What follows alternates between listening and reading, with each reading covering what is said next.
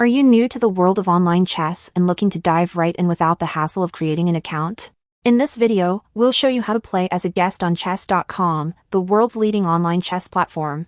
The process is pretty simple, and the first step that we'll do is to open our web browser, and then we'll go over to their official website, which is chess.com.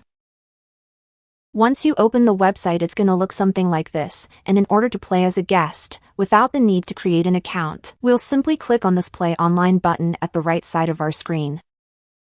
That's gonna open up this window where we will be able to select our chess skill level. We can select between a beginner option, intermediate, and advanced. But if you're completely new to chess, you can select the New to Chess option, which is at the top. I'm gonna select the beginner option. And we have two different options at the bottom, the Play as Guest or Sign Up.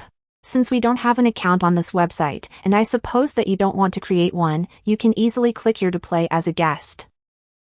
We can see our chessboard on the screen, and the last step to do is to tap on the play button to start your chess game. And that's about it. If you have any questions or suggestions, make sure to leave them in the comments down below, and I'll see you in the next video.